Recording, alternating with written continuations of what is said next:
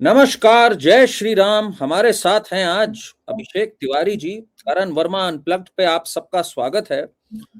अभिषेक जी कहाँ से लौट रहे हैं भाई? आज थोड़ा थके मांदे लग रहे हैं, क्या चक्कर क्या है भाई? किधर थे आज व्यस्त आप पूरे दिन?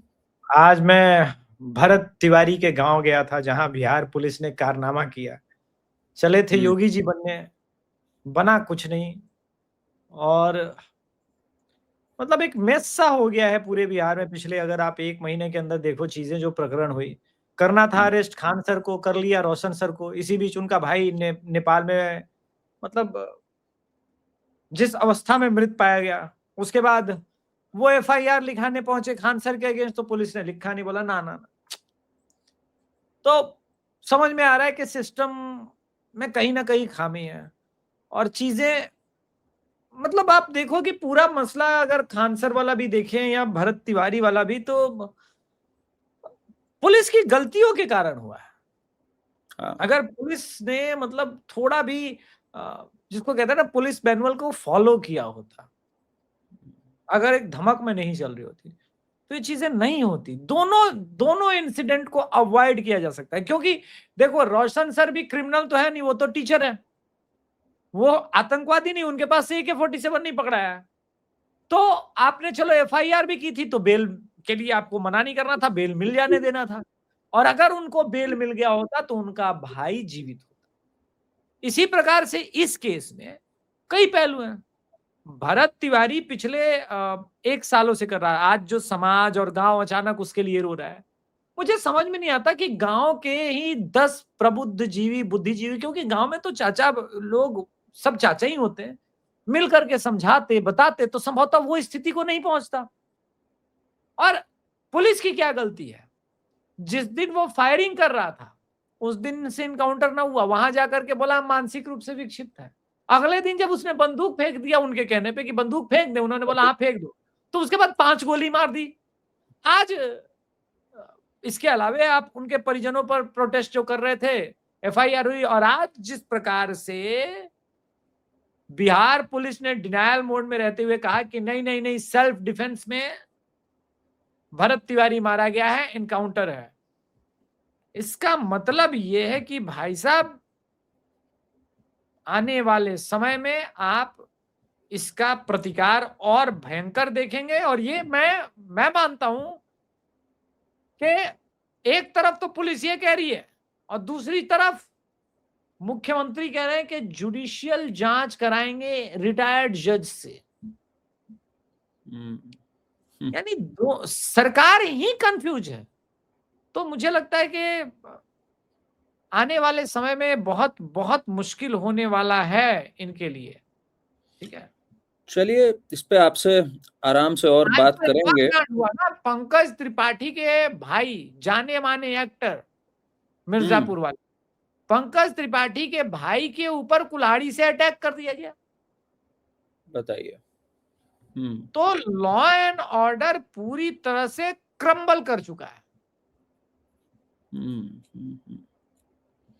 नहीं, बहुत महत्वपूर्ण मुद्दे हैं ये भाई। चुनाव उनाव हो गया अपनी अपनी जगह पे, अब काम करो भाई।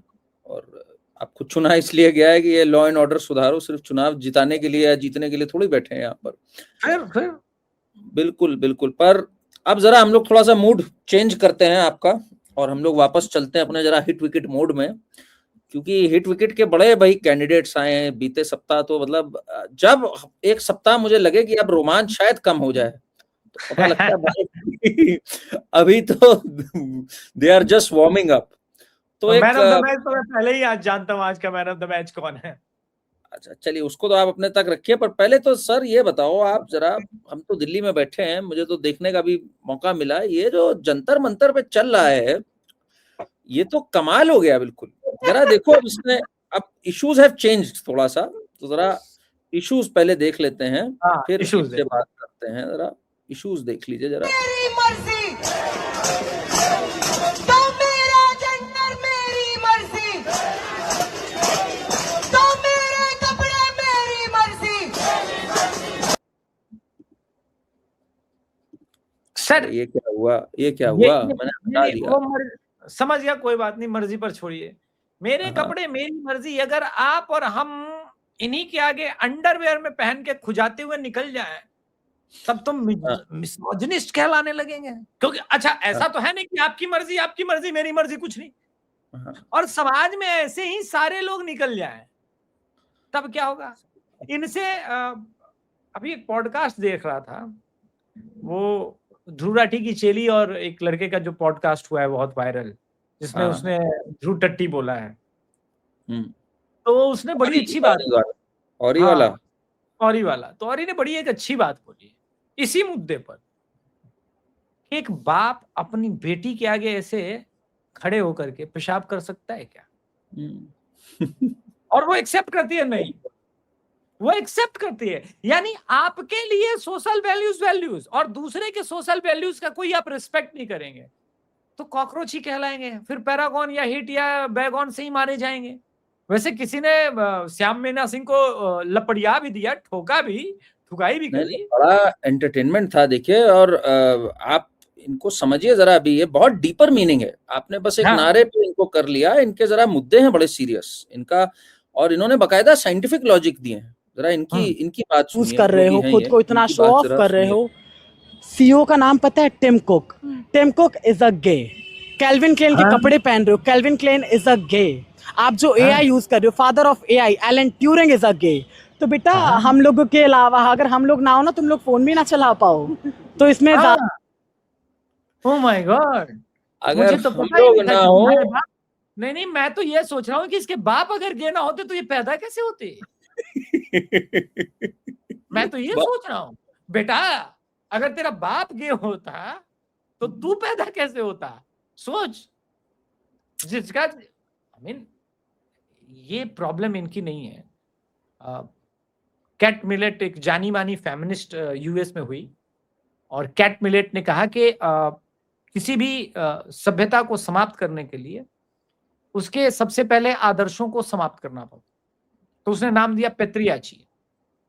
भारत के संदर्भ में वो ब्राह्मण पेत्रियाची होता है।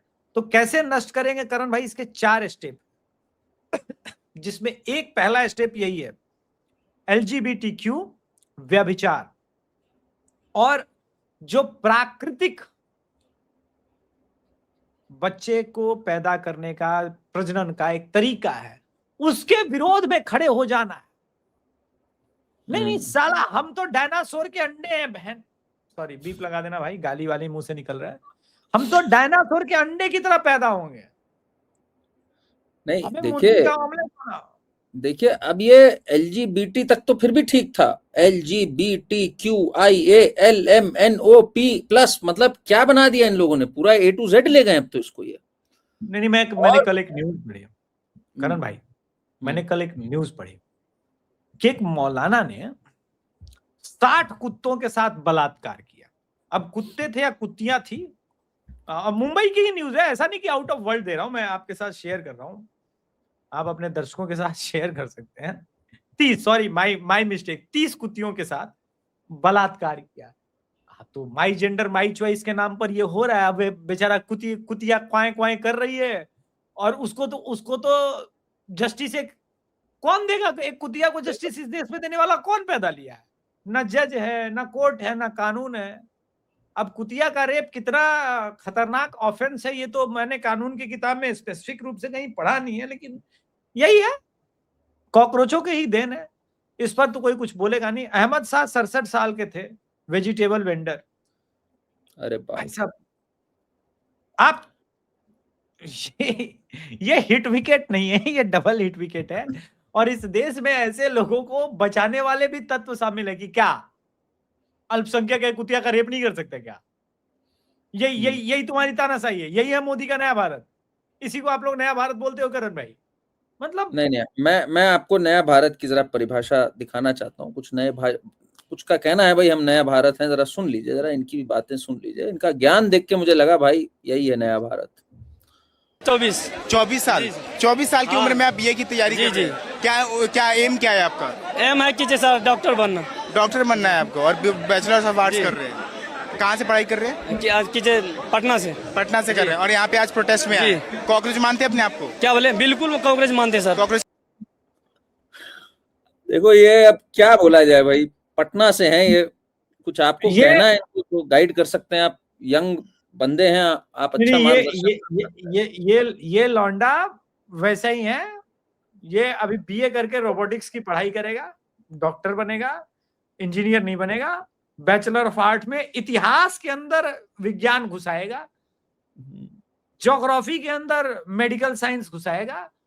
ये इस देश के साथ बहुत सीरियस समस्या। अगर ये एजुकेशन व्यवस्था 70 सालों से कांग्रेस ने पोषित किया है, तब तो कांग्रेस को और भी सत्ता में आने का अधिकार नहीं है गुरु। मतलब ये पैदा कर रहे हो तुम लोग, बैचलर ऑफ आर्ट्स से वो डॉक्टर मेडिकल साइंस कंप्लीट करेगा। आप नहीं, कई है, देखिए वहां पर कई थे, सिर्फ एक नहीं थे। मैं बताता हूँ करण, ये ना लग जाए एक ये था इसलिए नहीं गया था। सुनिए, ये बिहारी बंदा जो है, मैं भी बिहार का हूँ, ये इसलिए नहीं गया। इसको किसी ने बोला बे चल ना, वहां भी लिट्टी चोखा तुमको खिलाने को मिल जाएगा, काय टेंशन ले रहा हो, लिट्टी खाना है, चोखा खाना है और बर्गर भी मिल जाएगा। कॉकरोच सब कॉकरोच को एकदम फिर आसमान से कोको कोला वगैरह सब गिर रहा है। बोला खाने पीने का जब फ्री में मिल ही रहा है तो फिर क्या दिक्कत है, फिर करो प्रोटेस्ट। अरे वहां बहुत मस्ती चल रही है, आपको मस्ती पता चल रही है, डांस वांस चल रहा है। अरे गजब मस्ती चल रही है।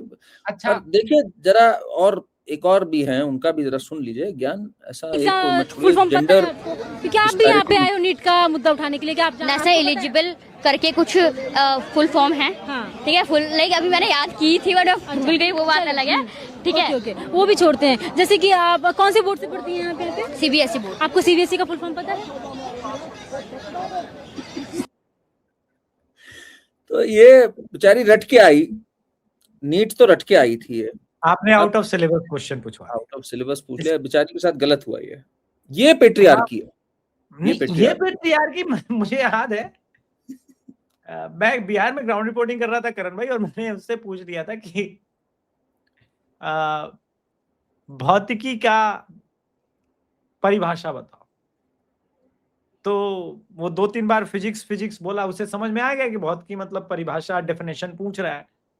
2-3 बार उसने समझा, लेकिन बोला कि देखिए हम ग्रेजुएट हो गए लेकिन हमको भौतिकी का परिभाषा याद नहीं। मैंने बोला ये बात तुम ही क्रांति लाओगे। तो इसके साथ यही है, ये सीबीएसई बोर्ड से बेचारी पढ़ गई। ऐसे ही लड़के होते हैं जो बिहार बोर्ड से पढ़ जाएंगे, सीबीएसई बोर्ड से पढ़ जाएंगे, अलग अलग बोर्ड से पढ़ जाएंगे, निकल जाएंगे। जैसे अब देखिए राहुल गांधी भी तो बेचारा वो गया था ना वहां पे, एनसीसी में गया था, और किसी ने एनसीसी का फुल फॉर्म पूछ दिया था, याद है आपको? स्पीच देने गया था और उसने एनसीसी का फुल फॉर्म पता नहीं था। ये बड़ी इनके साथ समस्या, इनकी टीम को रटा देना चाहिए भाई, पर्ची पे लिख के दे दो भाई। डिपेंड करता है करण भाई, इनका दोष ही नहीं, डिपेंड करता है। इन्होंने जिनको आइडल चुना वो फर्जी। सचिन को आइडल बनाने वाले विराट कोहली बेटर बैट्समैन बने, वीरेंद्र सहवाग बेटर बैट्समैन बने, उन्होंने आइडल सचिन को माना। अब कोई केजरीवाल को आइडल बनाया जा रहा है, तो धरना करते करते अचानक थोड़ी देर बाद उससे 6 बजे भूख लग गई, अब बेचारा बर्गर ना खाए। हाँ, आप तानाशाही कर रहे हो करण भाई। नहीं, ये तो आपने बड़ा उपवास किया था गर्मी में, हंगर स्ट्राइक किया था, लेकिन हंगर स्ट्राइक का ये मतलब थोड़ी ना कि भूख लगने पे खाना नहीं खाएगा। वो कह रहा है कि जब भूख लगेगा तब स्ट्राइक पे रहेंगे, जब ठीक है। आपको पता है वहां हो क्या रहा है? देखिए वहां लोग इतने मजे ले रहे हैं, इनके लोगों ने चढ़ा दिया, वहां कई लोग मजे लेने जाते हैं। आप और मेरी तरह कई लोग जाते हैं इनके मजे लेने। अब भाई कुछ लोग रस्ते का नींबू तो निचोड़ने जाएंगे ना। हाँ, दिक्के खड़ा था वहां नीचे, लोग कह रहे हैं भाई ये असली क्रांतिकारी, तुम देखना भाई, तुम देखना, ये अब खाना नहीं खाएगा, अब ये आमरण अनशन करके रहेगा। मैं तो देख रहा हूँ, क्रांति दिख रही मुझे इसकी आंखों में। अब दिक्के चढ़ गया भाई। फिर एक ने कहा तुम देखना ये जल भी नहीं ग्रहण करेगा। दिक्के का मन रो रहा अंदर से कि साले मुझे लटका के ही छोड़ेंगे आज। हाँ, कह रहा तुम देख लेना भाई, दिक्के अब ना जल ग्रहण करेगा ना अन्न ग्रहण करेगा। दिक्के आ गया जोश में, दिक्के ने कह दिया नहीं करूंगा भाई मैं। अब उसको भूख लग गई, सामने ब्रेड पकौड़ा विद नूडल्स। अब भाई उसकी गलती थोड़ी है, ये आ जाएगा अगर पंडित फूड है तो पंडित फूड है। अरे बताओ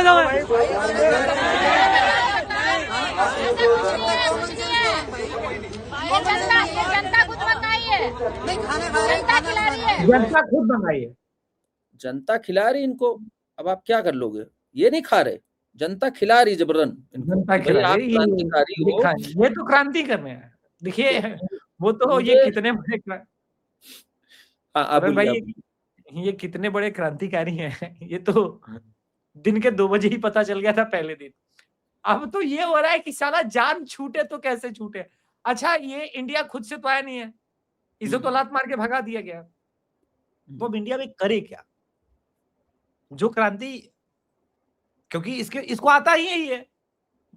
देखो वामपंथियों को एक बात मैंने समझाया, वामपंथियों को कुछ नहीं आता, वही आता है डफली बजाना, सड़क पर गाना गाना, और उसी के उनको पैसे मिलते। तो भाई पेट तो वही चला रहा है। वो एक कहावत है ना करण भाई की, भगवान ने दांत दिए तो पेट में अन्न देगा। इस थ्योरी में एकदम वामपंथी विश्वास करते हैं। बोला हाँ भाई, अजगर करे न चाकरी, तो हम लोग अजगर टाइप के लोग हैं, हम लोग चाकरी करेंगे क्या? दास मलूका कह गए सबके दाता राम, तो दास मलूका जब कह गए कि सबके दाता राम, तो देंगे राम खाने को। तो वो वो जनता अलग बात देगी। है, वो अलग बात है। राम को काल्पनिक बोल देते हैं, एफिडेविट डाल के कह देते हैं राम मंदिर नहीं बनना चाहिए, पर यहाँ पे भाई राम देंगे, इसमें क्या बुराई है? और कई लोगों को ना इतना मजा आने लग गया वहां, और उन्होंने कहा भाई घर जाना ही नहीं हमें, इतना मजा आ रहा है यहाँ, तो बिल्कुल बचपन की याद आ गई। बताओ क्रिकेट विकेट चल रहा है, कई लोग हमने सुट्टा उट्टा मैदान मार रहे हैं का कोने में। ग्राउंड यही बना दिया जंतर मंतर को, ये बात बोल कर रहा है अभिजीत भाई। और ये लो देखा, देख रहे हो, घर जैसी फीलिंग आ गई। और मैं तो अब आपको बताऊं, मैं अभी तक तो बोलता था धर्मेंद्र प्रधान को यार रिजाइन कर देना चाहिए, अब मैं कहता हूं बिल्कुल मत रिजाइन करो भाई। अगर ऐसा प्रोटेस्ट चल रहा है, ये तो रियल, मेरा मानना है ये एंटी डिप्रेसेंट का काम करेगा। जो लोग परेशान हो they can go to Jantar Mantar, and इतना कार्निवल मचा हुआ है वहां पे। और मुझे एक बात की वैसे शिकायत है आप जैसे लोगों से भी, और भी जो पत्रकार गढ़ है और जो राइट विंगर वॉइसेस हैं, और पुलिस से भी, भाई दिप्के मरा जा रहा है, उसको गिरफ्तार कर लो। आपको उसके करियर की चिंता नहीं है क्या? उसको भी करियर में चाहिए। वो बेचारा हर चीज उल्लंघन कर रहा है, पुलिस वालों के सामने जाके खड़ा हो जा रहा है, कह रहा है 5 बजे नहीं मैं 7 बजे तक करूंगा। आप लोग गिरफ्तारी नहीं कर रहे उसको, ये क्यों ऐसा कर नहीं रहे यार हो? देखो, मैं बता रहा हूं मैं क्यों गिरफ्तार नहीं कर रहा हूं। हमें, आपको अब कपिल शर्मा की कॉमेडी में मजा नहीं आता होगा। शेखर सुमन जब से आया है ना, कॉमेडी का उन्होंने स्टाइल बदल दिया, हर तरह का एक क्रिटिसिज्म कर रहे हैं। तो राहुल गांधी की कॉमेडी में अब मुझे मजा नहीं आता। राहुल गांधी को भी हमने कभी अरेस्ट नहीं कराया। अभिजीत दिप्के ये जो कर रहा है ना, कॉकरोच जनता पार्टी जो जंतर मंतर पे, ये है भाई रियल कॉमेडी, ये है रियल स्टैंड अप कॉमेडी। ये जो हुनर है ना, मैं क्यों वेस्ट कराना भाई? और वैसे भी आप इसकी कॉमेडी तो वो वल्गर करने वाले, वल्गर कॉमेडी करने वाले उन लोगों से तो ज्यादा बेटर है। आप ये समझो, ये हर बात पे मम्मी से ये सब तो नहीं लेके आना ना, तो आप समझो बड़ा डीप बंदा है ये समाज से भी बंदा है। मैं तो फैन हो गया उसका, मेरे हिसाब से ये भविष्य है। दिप्के फैंस में मेरी अपना नाम, मतलब मैं सोच रहा हूं कि एक कॉकटेल होते होते रह गया, एक तरफ दिप्के होता और एक तरफ भरत तिवारी होता। भरत तिवारी ने जो पुलिस वालों के साथ हवा में किया था ना, वो सीने मार के करता भाई, बोलता साला तू, क्योंकि था तो राष्ट्रवादी बंदा है, और इनकी हरकतें देख करके ना, वो वही जमनिया गांव जो गंगा मैया में डूबा है, वही डुबा के इनको रेलता। लेकिन अब क्या है, ठीक है, भरत तिवारी भी बेचारा नहीं रहा, और ये एंटरटेनमेंट चला रहे हैं, तो ठीक है। एक तरफ दुख है, एक तरफ ये है। व्यक्तिगत रूप से मैं तो क्या ही बोलूंगा। पर आप देखो, कॉमेडी आपको अगर लग रहा है सिर्फ जंतर मंतर पे चल रही है, भाई साहब बंगाल जो है ना, बंगाल ऐसा वहां कार्निवल चल रहा है, रुक ही नहीं रहा है। अब देखिए कुछ एक मंजर आया वहां से, ये देख के मुझे पता नहीं क्यों बड़ी हंसी आई, बड़ा मजा आया। ये देखिए जरा, ये देख के मैं आनंदमयी हो गया। अब ये ही बचा था।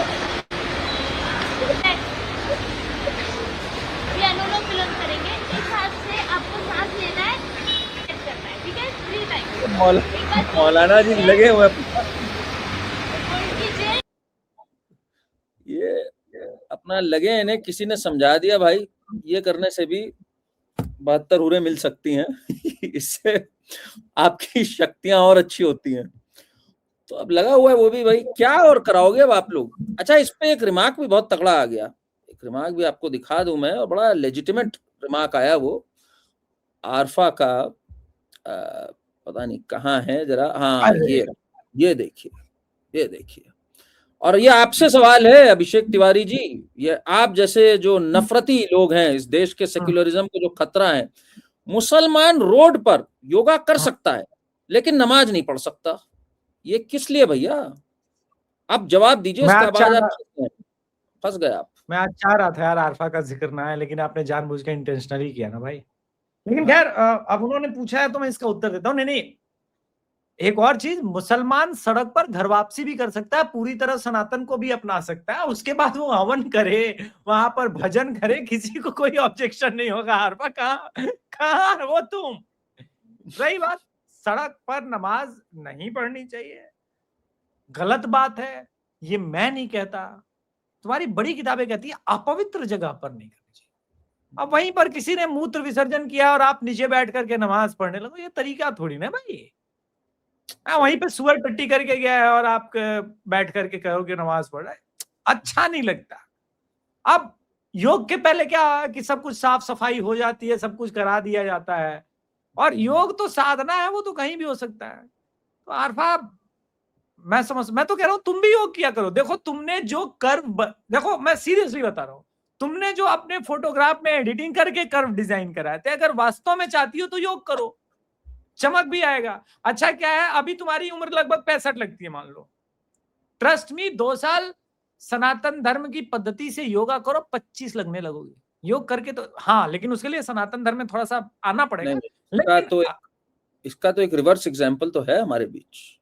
देखिए स्वरा भास्कर जी, feminist, the great Swara Bhaskar, उनकी बिफोर और आफ्टर पिक्स जब हमने देखी, पता नहीं क्या हलाल फूड लिया इन्होंने।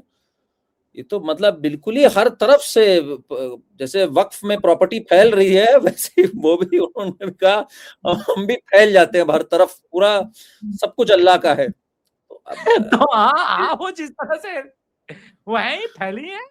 हाँ, मौलाना जी के बगल में गई थी फोटो खिंचा के, वो बड़ा गलत किया था। इनको थोड़ा इस्लाम का ध्यान रखना चाहिए। मौलाना के सामने इस तरह से जाना मेरे हिसाब से तो पूरा ढकना, और फोटो प्रॉपर हिजाब नहीं था भाई, प्रॉपर हिजाब नहीं था। I object. प्रॉपर हिजाब देखना है तो दीपिका पादुकोण कतर में गई थी वर्ल्ड कप फुटबॉल के टाइम में, वो देखो, वो बेटर था। ये गलत किया स्वरा भास्कर ने, फेमिनिस्ट है ना, इसलिए वो आ जाता है, वो फेमिनिज्म कभी कभार मार देता है आकर के। पर ये बताइए, आपने बंगाल की एक खबर और नहीं बताई ना? कौन सी? वो लिबरल एक गाना गा रहे हैं, करण भाई देख तो दिल के जहां से उठता है, ये धुआं कहां से उठता है, क्योंकि गोपाल मुखर्जी के नाम पर रोड कर दिया गया। हाँ, मैं उसी पे आ रहा था। सेकुलरिज्म के सबसे बड़े नायक सोहराबुद्दीन वाला नाम हटा के किया ये अत्याचार इस देश में जो आप लोग कर रहे हैं। सोहरावर्दी। अब आप बताओ मतलब क्या हो गया इस देश की सेकुलरिज्म, इस देश का आप लोगों ने क्या कर दिया? सारे आप नामो नक्श मिटा रहे हो। करण भाई मैं तो कहता हूं आप गुनहगार हो, मानो ना मानो आप लोग गुनहगार हो। आप लोगों के कारण से वातावरण ऐसा हुआ है दिल्ली का, वरना पहले तो दिल्ली का वातावरण ऐसा नहीं हुआ करता। और दिल्ली के वातावरण का प्रदूषण का असर इतना है कि आपने बंगाल में पूरी तरह से ऐसा कर दिया। नहीं, बंगाल में तो साहब चैन ही नहीं लेने दे रहे इनको। कभी बंगाल में तो बांग्ला दिवस, कभी अब श्यामा प्रसाद मुखर्जी जी की पुण्यतिथि, कभी योगा दिवस, कभी रोड का नाम बदल देना। अरे भाई सोहरावर्दी तो आपको पता नहीं कितना पता है सोहरावर्दी के बारे में। सोहरावर्दी का तो बहुत बड़ा एक हमारे चिच्चा नेहरू से बहुत जबरदस्त नाता था। अरे मामूली आदमी थे क्या सोहरावर्दी महाराज? गजब बात कर रहे हैं आप। सोहरावर्दी जो हमारे में, और ये लगे हुए आज सुबह से, ये हसन सोहरावर्दी था, ये हुसैन सोहरावर्दी था। हसन उसका मामू था, वो बड़ा अच्छा था। ये आया टीएमसी वाला साकिब गोखले बोल रहा है। साकिब गोखले ने मैंने बताया। हाँ, लस्सन था कि लस्सुन था कि हसन था कि हुसैन था, अरे जो भी था। अच्छा, एक आपको बड़ा इंटरेस्टिंग वाक्य बताता हूँ, जब इस पे बात हो ही रही है तो हमें तो पता है भाई, direct action day, Calcutta killing, सब पता है सोहरावर्दी की, सब पता। 1947 जब देश आजाद हुआ, तब बापू हमारे फादर ऑफ द नेशन, वो कहाँ पे थे? वो बंगाल में बैठे हुए थे। हाँ, और अनशन पे बैठे थे। अनशन पे इसलिए बैठे थे कि भाई अब फिर से किलिंग्स ना हो। 46 में तो हो गया जो हो गया है, हिंदूज के लिए तो लेट बायगॉन्स बी बायगॉन्स। तो उनके साथ कौन बैठा हुआ था आपको पता है? The great Suhrawardy. क्या बात और कर रहे हैं? जी, और बापू ने जो अपना अनशन तोड़ा तो किसके हाथ से स्वीट लाइम जूस लिया? कितना स्वीट आदमी था जिसने स्वीट लाइम जूस दिया?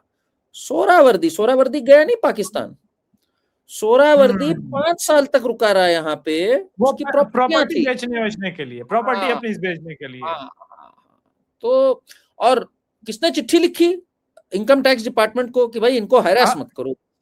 चिच्चा नेहरू, नेहरू जी ने।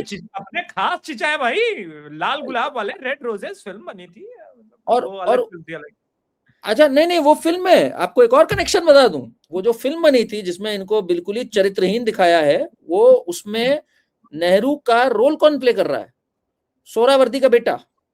हाँ देखो, बनता था भाई, इतना कुछ किया है तो उसने बिल्कुल ही ये दिखाया। तो इनका तो बड़ा खास वो था नाता, और हम लोगों ने भाई इनकी रोड बदल दी, बड़ा गलत किया ये। मैं आई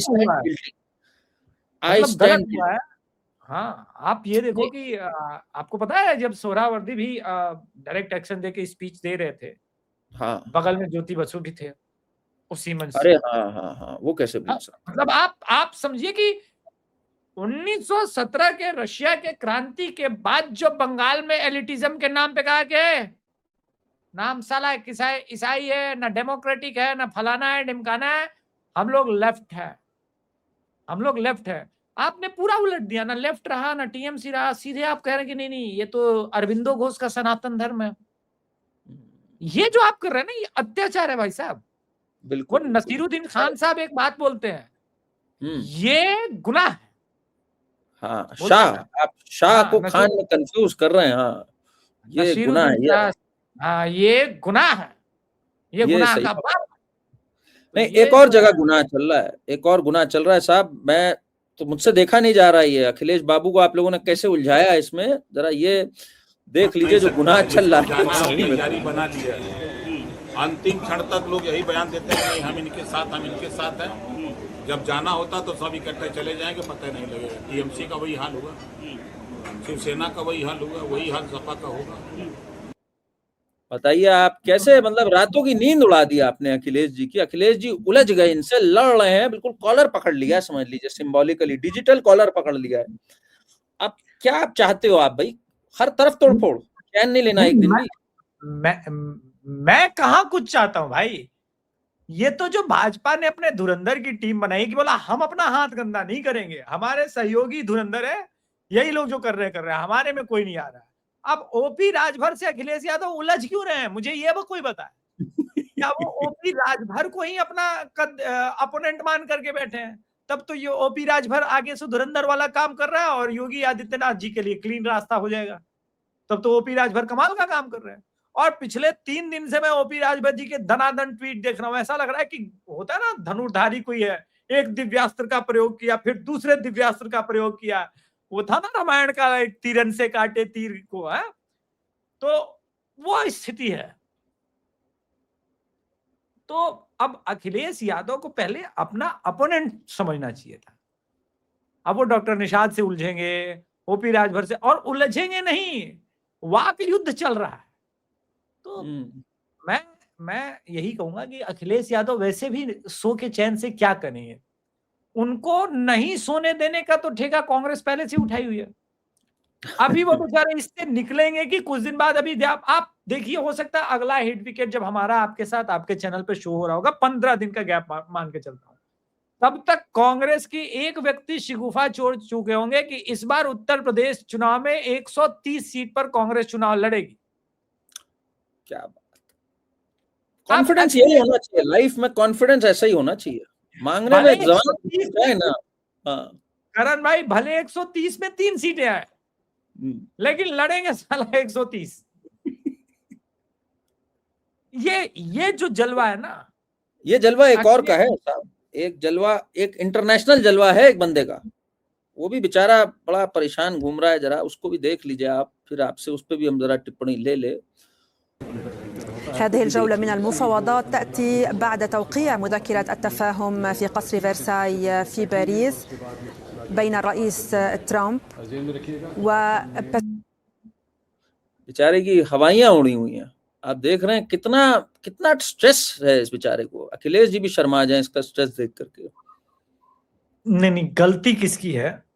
साला अंग्रेजी तो समझ में आता नहीं, ऊपर से अलग अलग एक्सप्रेशन डाल करके ऐसी भाषा में बात कर रहे हो जो इसके ऊपर से नहीं, दाएं बाएं से कहीं से निकल नहीं रहा है। साला ईयरफोन लगाना कान में, ट्रांसलेटर वाला आता नहीं, और तुम ऐसी ऐसी भाषाएं बोल रहे हो। जनाब उर्दू बोलिए, वो जबान जो जनाब को समझ में आए। वैसे समझ में तो जूते के अलावा कोई और जबान समझ में आती नहीं है। नहीं, इसको जो डाटा है, वांस ने आके इसको डाटा है, फिर तो पूरा लिटरली मैन हैंडल किया है कि भाई तुम क्या कर रहे हो यहाँ पर। फिर इससे अच्छा तो कतर ठीक है। तुम क्या करने आए थे यहाँ? स्विट्जरलैंड मस्ती करने आए थे? फोटो वोटो खिंचाने आए थे तुम यहाँ पर? वांस ने और वांस ने इससे पहले क्या कहा? वो भी एक क्या निर्लज्ज आदमी है कि एक मेरी पत्नी है और एक ये, क्या तुलना करी है साहब इस आदमी ने। मतलब इस आदमी की भी गट्स देनी होगी कि एक इंडियन, एक पाकिस्तानी, एक मेरी पत्नी और एक ये साला मुल्ला मुनीर, मेरा जेएनयू कॉकरोच पार्टनर। हाँ, तो ये तो मतलब इंटरनेशनल लेवल पे इधर सब अपनी सुध-बुध खो बैठे हैं। ये बात तो एक पक्की है। उधर ट्रम्प गरियाए पड़ा है। ट्रम्प कह रहा है यहीं रोक लूंगा मैं इन सबको, स्विट्जरलैंड में सबको रोक लूंगा, ज्यादा दिमाग खराब किया तो अब ये क्या हो रहा है? ये हम सोचते थे सिर्फ भारतीय राजनीति में ये सब चल रहा है। ये तो कॉमेडी ऑफ एरर्स तो पूरा विश्व आ चुका है इसके अंदर। तो मुझे लग रहा है विश्व युद्ध भी चल रहा होगा तो उसमें मीम बन रहे होंगे। अब अगर कल को भयंकर से भयंकर विश्व युद्ध हो गया, जो अब नमूने इकट्ठे हो गए हैं, उसमें मीम ही पे हंसी ज्यादा आ रही होगी मुझे। भाई साहब जो चिलम यहाँ वाला बंदा फूक रहा है ना, सेम डीलर वही चिलम वहां पहुंचा रहा है। मैं बता रहा हूँ, मस्त चिलम फूके जा रहे हैं। अब जो उसने मेलोनी को लेकर के कहा, और अगले कुछ घंटे के अंदर मेलोनी ने उसको जिस तरह से बैश किया ट्वीट करके, मतलब अगला राष्ट्रपति आएगा तो सबसे पहले बोलेगा साला वो चीलम वाले डीलर को मुझसे दूर रखना। सबसे पहले उसका एक प्रॉपर हर एक देश में विजिट हाथ जोड़ करके माफी मांगने में जाएगी अगला प्रेसिडेंट का। मालिक जो पिछला वाला था चिलम फूक के गलती किया है, उसके चक्कर में छोड़ो, अपना रिश्ता ठीक रखेंगे, अच्छा रखेंगे, भाई भाई टाइप का। वो पिछला चिलमबाज निकला था। और इंडिया में तो आते ही मोदी जी पर बरसेगा, बोलेगा अगर आपने सही टाइम पे उस लड़के का चिलम छीन लिया होता, किसी केस में अंदर डाल लिया होता, तो मेरा वाला नहीं मिलता। वो साला अमेरिका ही जा करके कहता था कि आप मदद कीजिए, आप मदद कीजिए। बहक गया मेरा लड़का।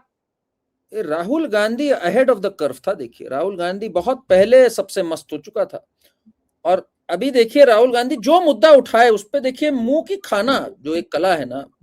अब नीट ट्वीट कर रहे थे, ये पता लगा भाई साहब कर्नाटका में इन्हीं ने एक रैली रख ली, 3 बच्चे पहुंच नहीं पाए नीट का एग्जाम देने के लिए। मतलब सुसाइड करना ओवर एन इशू ना बना रहे हो आप इशू को। उनका बर्थडे भी था वैसे पिछले हफ्ते, पिछले सप्ताह। तो एआई वाला आपने दिखाया नहीं, सुप्रिया श्रीनेत ने एआई फोटोज डाले हैं बर्थडे विश के लिए। हाँ, नहीं वो असल में सेलिब्रेशन हम लोगों ने कर लिया आपसे मिले बिना। मेरे हिसाब से तो एक राष्ट्रीय दिवस होना चाहिए, उस दिन एक छुट्टी होनी चाहिए, सबको सेलिब्रेट करना चाहिए। बहुत कम लोग होते हैं जिनके लंबी उम्र और अच्छे स्वास्थ्य की बाय पार्टीशन विश होती है। मतलब बीजेपी वाले भी सुबह सुबह मंदिर गए कि भाई हमारे राहुल को सुरक्षित रखना, इधर कांग्रेस वाले भी जा रहे हैं, कह रहे हैं भाई राहुल को सुरक्षित रखना। तो ऐसे व्यक्ति तो एक वाइब है अभिषेक भाई, ये वाइब है, राहुल एक वाइब है। और धीरे धीरे सब सीख रहे हैं बात कि भाई चिलम मार के अपना मस्त रहो, बाकी ज्यादा हमारे हाथ में नहीं, करने वाला वो है। इस बंदे ने 2013 में राजस्थान में बोला था poverty is a state of mind, and I was simply blown up. बोला wow what a intellect bros, what an intellect, poverty is state of mind. ये बंदा देश की गरीबी तुरंत दूर करेगा। फिर मुझे याद आया कि राहुल गांधी और राजीव गांधी एक ही झोपड़ी में घुस घुस के फोटो सेशन कराने हैं। तब मुझे समझ में आया कि ये स्टेट ऑफ माइंड का चक्कर कहाँ है। अमेठी में साला है सारा दिक्कत, वो झोपड़ी आज तक स्टेट ऑफ माइंड में है, तो वहां प्रॉब्लम है करण भाई। बट मैं man of the match declare करने को मरा जा रहा हूँ, कसम से बता रहा हूँ। बताइए प्लीज, डू द ऑनर्स। कितने नाम लिए दर्शकों करण भाई ने, ये सब अच्छे परफॉर्मर रहे, नो डाउट, लेकिन इस साल का, इस वीक का जो मैन ऑफ द मैच है वो हमारा संजय राउत है।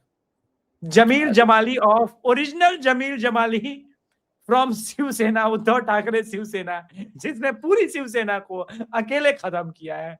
बोला और जो गए हैं 2 दिन पहले उसे छोड़ करके, जिनके साथ वो भाई भाई का बात कर रहा था, वो गाली दे रहा है भाई साहब। वो कह रहा है इसको बीप मत कर देना। कह रहा है अगर मैं कह रहा हूं ये झोपड़ी के हैं तो ये झोपड़ी के चलाना पूरा। मैं कह रहा हूँ ये झंडू है तो ये झंडू चलाना तुम। लेकिन करण भाई बुरा मत मानना, मैं भी चाहता हूं कि कोट अनकोट जो संजय निरुपम ने कहा था वो भी बिना बीप किए चलाओ। उद्धव जी तो किनारे, उद्धव के तो चीखे निकल गई भाई कि यार माफ कर दो। पर आप देखो वही होता है विनाशकारी विपरीत बुद्धि। कब से सब कह रहे हैं संजय राउत ऐसा है, चेंज कर लो। इनके घुसता नहीं है बड़े नेताओं के। राहुल गांधी से चाहे जो कह दो, वही सलाहकार, वही लोग। ये क्या रीजन है कि बुद्धि में घुसती ही नहीं बात? ये क्या आप समझते हो इसका रीजन? मतलब बिल्कुल ही जाम हो जाता है इनका मामला। और ये सबका जाम हुआ है एट वन टाइम। अखिलेश के एडवाइजर गड़बड़, राहुल के एडवाइजर गड़बड़। ये चक्कर क्या है? ये सब अमित शाह के आदमी है। ये सब अमित शाह की सैलरी पे काम कर रहे हैं, अमित शाह के लिए काम करते हैं। ये सब जमील जमाली हैं। बच्चा है तू मेरा, आजा तो चल तुझे फैंटा पिलाता हूँ, हारमोनियम बजाते बजाते। तो वो वाली हालत है। वो एक हारमोनियम वाला था ना शो, लूज टॉक, जिसमें कहता था अब्बा हमारे हारमोनियम बजाते थे। हारमोनियम, हाँ। तो दिक्कत ये है कि पूरे देश में अमित शाह हारमोनियम बजा रहे हैं, हर एक विपक्षी दल का हारमोनियम बजा रहे हैं। इनको किसी ने इनसे ओरिजिनल हारमोनियम छीन लिया है, तो ये दलों का हारमोनियम बजा रहे हैं। बोला तू हट। जाते जाते मुझे ये बताइए कि कौन से 2-3 क्या कानून आ रहे हैं भाई इस मॉनसून सेशन में? क्या देख रहे हैं आप? डिलिमिटेशन और वुमेन रिजर्वेशन तो देख ही रहे हैं। बिल्कुल। और एक मैं मानता हूं कि मुझे लगता है कि डेमोग्राफी चेंज को लेकर के कुछ और सीरियस चीजें आने वाली है, जिस पर काम हो रहा है। अगर आप देखेंगे मिल तो रहे हैं लोग, हाँ, लगातार। हाँ, क्योंकि लगातार काम हो रहा है इस पर। सिर्फ ये बांग्लादेश तक सीमित नहीं है, तो उससे रिलेटेड कोई ये वर्कआउट कर तो रहे हैं। इंफॉर्मेशन भी है हमारे पास। 1-2 और कानून एजुकेशन के अंदर बदलाव को लेकर के मैं सीरियस होता हुआ देख रहा हूं। और मानसून सेशन के समाप्ति के बाद मैं कैबिनेट एक्सपेंशन भी देख रहा हूं। तो बड़ी हलचल होने वाली है पोस्ट मानसून इलेक्शन और इवन मानसून इलेक्शन में। अच्छा, एक और बात, अरविंद केजरीवाल और अकाल तख्त के बीच, सॉरी, भगवंत मान और अकाल तख्त के बीच, अरविंद केजरीवाल इसलिए नाम से याद आ जाते हैं कि मुझे लगता है पंजाब के सीएम वही है। मैं ही मिस्टेक, वो सीएम नहीं है भाई। एक्ट ऐसे करते हैं ना केजरीवाल साहब की, वही सीएम है। ये चपरासी टाइप का फीलिंग आता है। तो वो जो वीडियो रिलीज हुआ जिसमें वो बंदा बैठा हुआ है और अकाल तख्त के लोग उससे क्वेश्चन आंसर कर रहे हैं, तो इससे एक बात समझ में आ गई कि भाई पंजाब में भी हलचल बहुत तेज होने वाला है। और अगर मानसून सेशन में ये सारी चीजें होंगी तो हंगामेदार मानसून सेशन होने के चांसेस है। दूसरी बात, उन लोगों के लिए थोड़ा दुखदाई क्षण आने वाला है जो लोग सोच के ये जी रहे थे कि यार नीतीश और चंद्रबाबू नायडू के भरोसे ये सरकार चल रही है, 240 वाली सरकार है। पल पल इनका नंबर कम होता जा रहा है। दुखदाई सिचुएशन है। सबसे टेंशन मुझे इस बात का है कि दिल्ली एयरपोर्ट पर जाने के लिए जो कलकत्ता तक एयरपोर्ट तक पहुंचना पड़ेगा अभिषेक बनर्जी को, हेलमेट पहन के जाएगा या बिना हेलमेट पहन के जाएगा? ये सारी सिचुएशन देखते हैं। आने वाला बहुत ही दिलचस्प सेशन होने जा रहा है मॉनसून। मैंने इतना लोडेड, इतना एंटिसिपेशन वाला सेशन अभी तक नहीं देखा है, जहां इतने like actually electorally altering, everything altering pass होने जा रहे हो बिल्स। मतलब नहीं, एक बात की मैं गारंटी जानता हूं करण भाई, हम लोग एक्सपेक्ट करके चल रहे हैं कि डिलिमिटेशन और विमेन रिजर्वेशन बिल, लेकिन जिस तरह से ये मोबिलाइज हो रहा है, ये सिर्फ इन्हीं दोनों बिल के लिए हो नहीं रहा। मैं मानने को तैयार नहीं हो रहा। कुछ अंदर बड़ा हो रहा है, वो पता चलेगा। चलिए जी, आपके साथ फिर से जुड़ेंगे, फिर से हम लोग हिट विकेट पे चर्चा करेंगे और इसको पूरे को ट्रैक करेंगे। अभिषेक भाई, हमारे साथ जुड़ने के लिए बहुत बहुत धन्यवाद। आप सबको भी बहुत बहुत धन्यवाद। जय श्री राम। अभिषेक भाई की चैनल को तो सब्सक्राइब करिए ही करिए, इस चैनल को भी सब्सक्राइब करिए और अपना प्यार भेजिए। Thank you. जय जय श्री राम।